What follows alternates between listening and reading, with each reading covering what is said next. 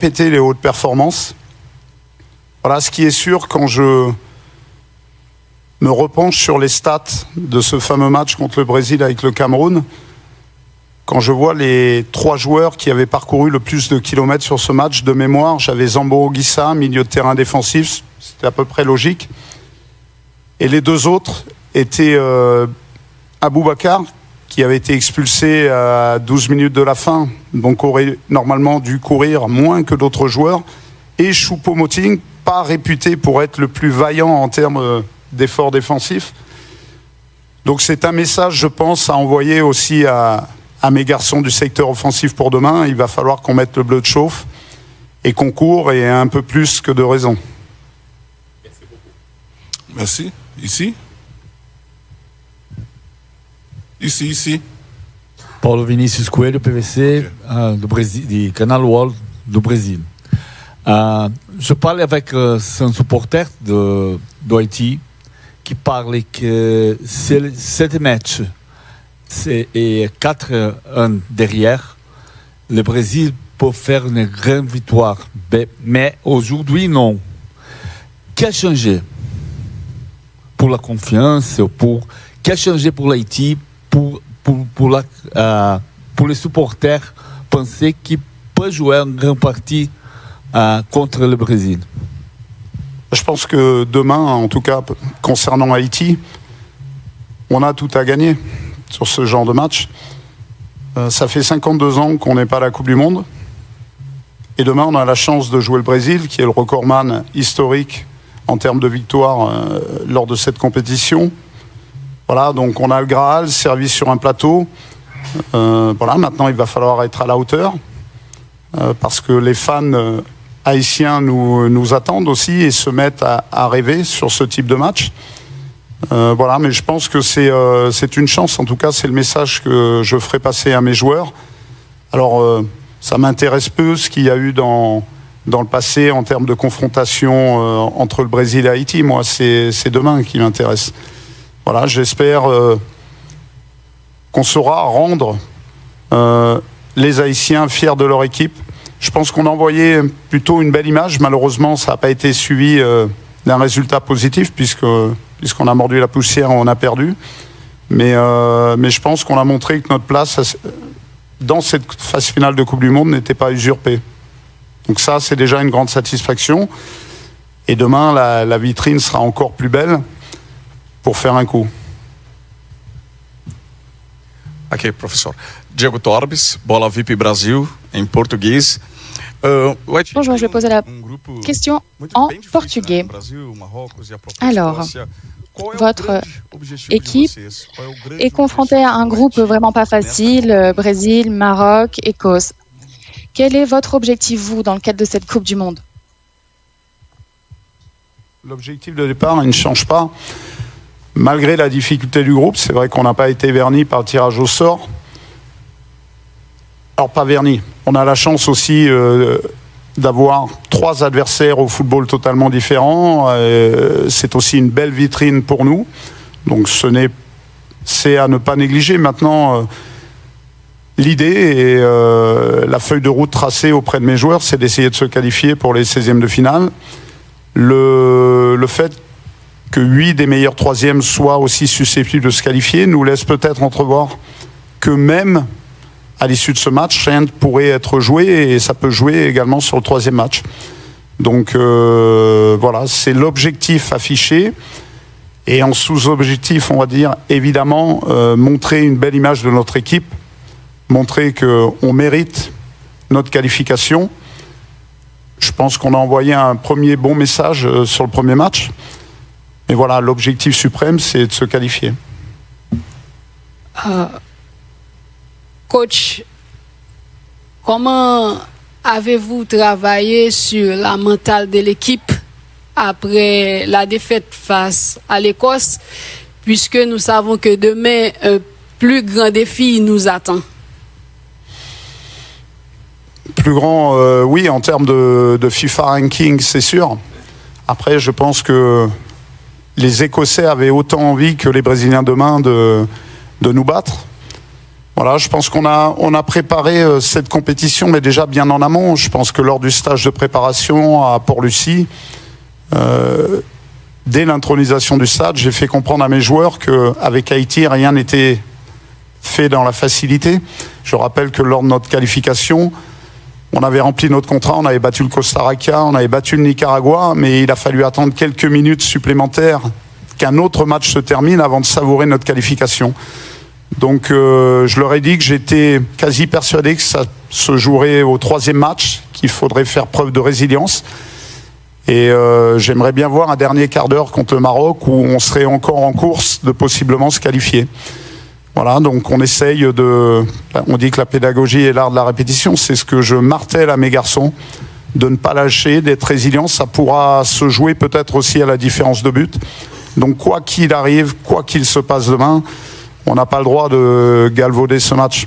1, on joue le Brésil. 2, ça fait 52 ans qu'on n'y est pas. Le stade sera assurément plein. Donc voilà, on va tout donner et de manière à être toujours en course lors du 3e match. Oui. Bonjour coach, Ndiassé Sam de RFI. Coach, je vous apprends rien quand je dis que les Brésiliens sont peut-être l'équipe la plus supportée par les Haïtiens, à part l'équipe nationale bien sûr, et que les joueurs brésiliens sont aussi des modèles pour beaucoup de joueurs haïtiens. Est-ce que votre première mission, ce ne sera pas justement d'essayer de démystifier cette équipe brésilienne-là, et comment vous comptez vous y prendre pour ça? Le travail a déjà été entamé avec mes joueurs. Je pense que pour retirer le meilleur de chacun, pour se sublimer, il faut aussi des adversaires. Donc aujourd'hui, je vais prendre l'exemple de mon fils et de beaucoup de joueurs dans mon équipe qui vénèrent un garçon comme Vinicius. Ben voilà, aujourd'hui, enfin demain en tout cas, on va se confronter à ce type de joueurs. Donc c'est extraordinaire. Encore une fois, on a beaucoup de chance. Beaucoup aimeraient être à notre place. Certaines équipes ne sont pas qualifiées à cette Coupe du Monde et demain on va jouer ce qui se fait de mieux. Donc on va pouvoir se jauger au moins sur un match, essayer d'être à la hauteur, au niveau, repousser nos limites.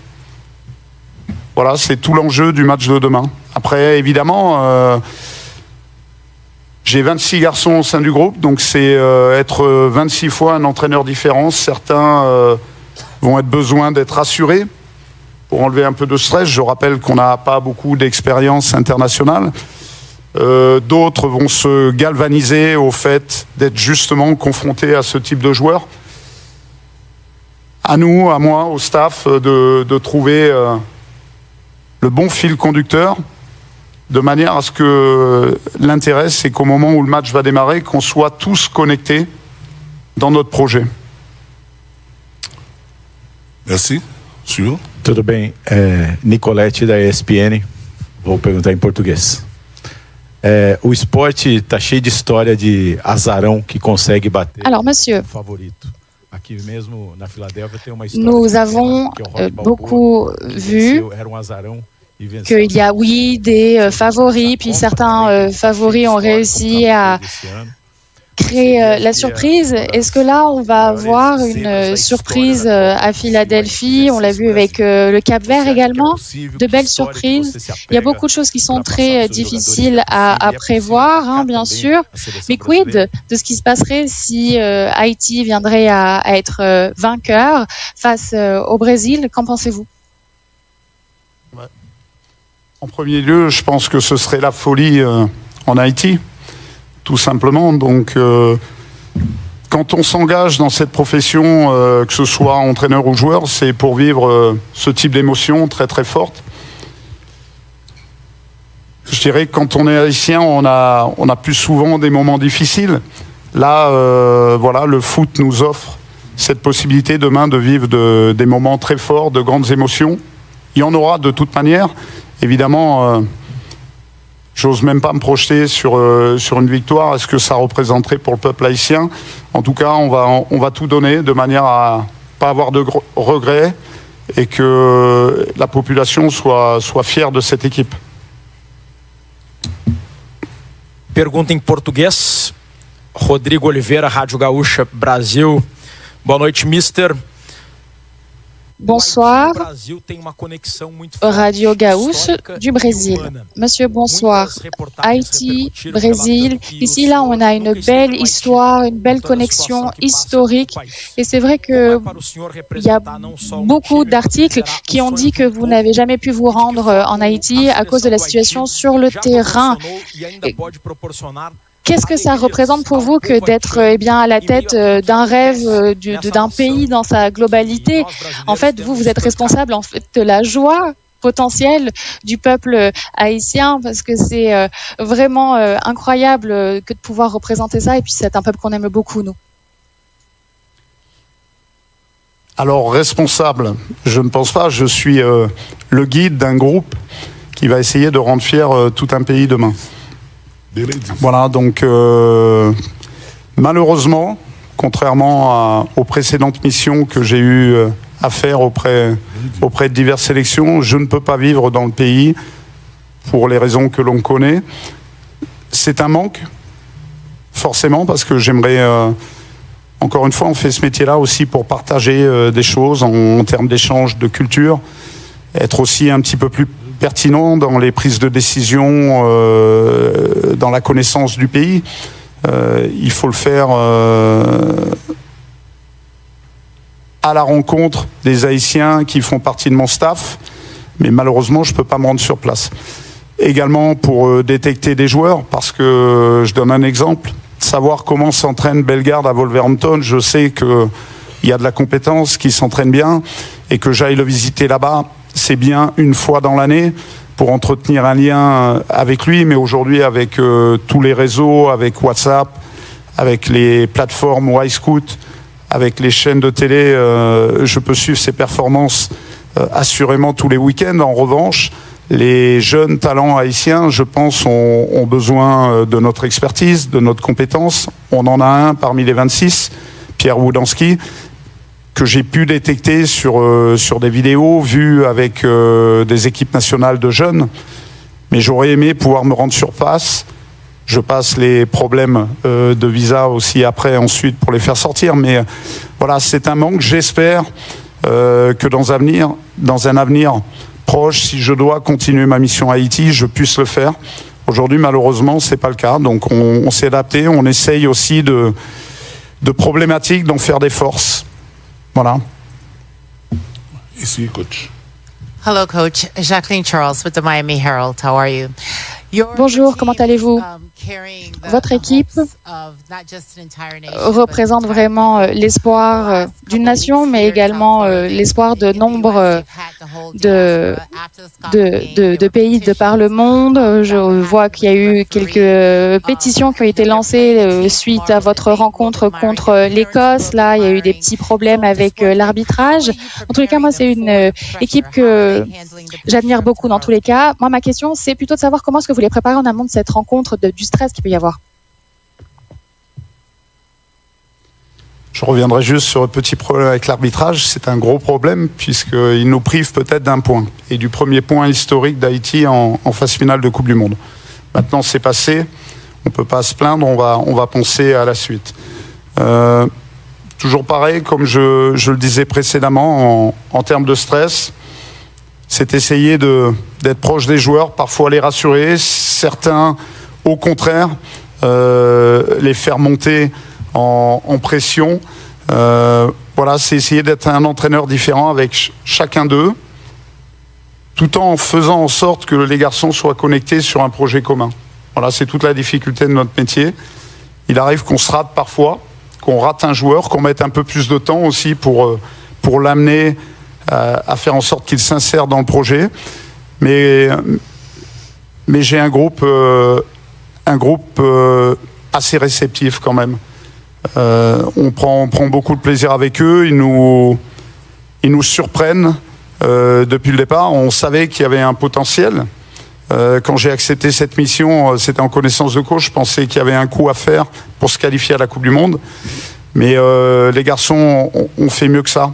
On n'a joué aucune rencontre à domicile. Ça, je ne savais pas forcément au départ. Et voilà, ils ont réussi à se sublimer. On était là encore lors des matchs de préparation. On était là contre l'Écosse. Voilà, il s'agit maintenant de continuer parce que là, ce qui arrive, c'est du très très lourd. On prend ici.